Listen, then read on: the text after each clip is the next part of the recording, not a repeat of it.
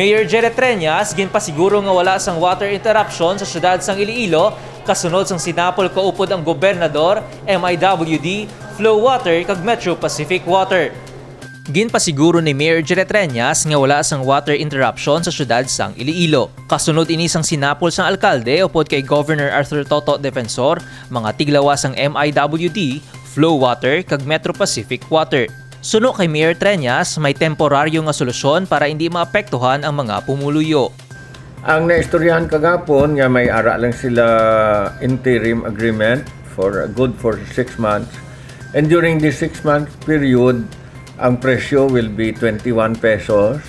But this is also a temporary and interim price because during this period, they will have to go through a process. May mga legal processes pa na kag may ara man negotiations. Nagapati sanday Mayor Treñas kag Governor Defensor nga tuman kay importante ang tubig ilabi na sa mga negosyo kag residente, gani nagakabagay lang nga mayara sang solusyon ng MIWD. Wala man madayon ang water interruption bangod sang nakasugtan, ginpaalerto ni Mayor Treñas ang mga barangay para magamit ang mga tangke nga gindonar sang syudad para sa pagrasyon sang tubig.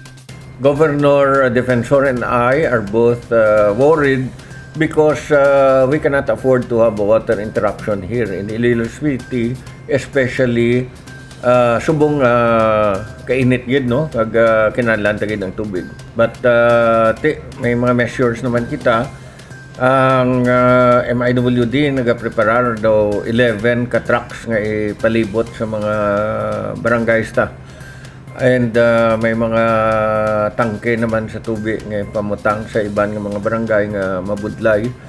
But sa subong why na nadayon and pasalamat gid kita.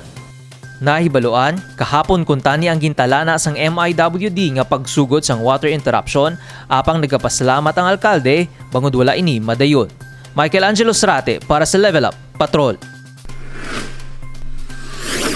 Unity. Upod ang mga bagong lider sang pungsod, importante suno kay Mayor Jerry Treñas para sa padayon nga pag-uswag sang bugos nga nasyon.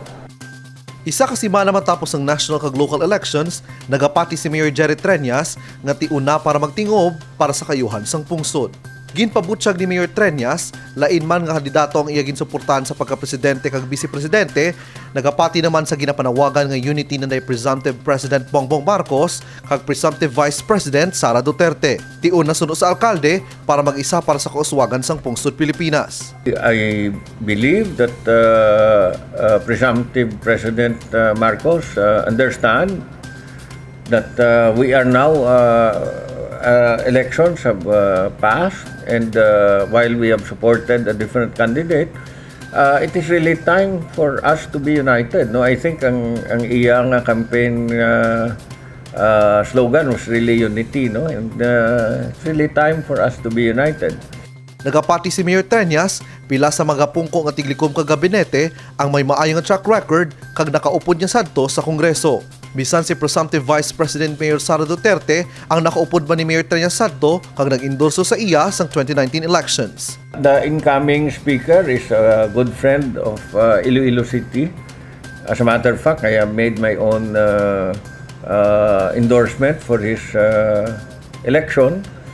I have also endorsed the incoming DILG secretary. He is a friend. He is a fraternity brad.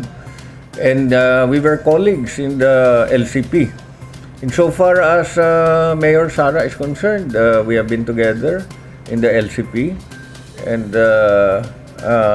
I believe Mayor Sara will also understand. While we have parted ways during these elections, I cannot forget that in 2019, she also endorsed me. Bangod tapos na ang eleksyon, nagalaom si Mayor Treñas nga magatutok naman ang tanan kung paano makahatag sang maayong serbisyo sa pamuluyo kag mapadayon ang mga proyekto. Kevin Patrick Casipe para sa Level Up Patrol.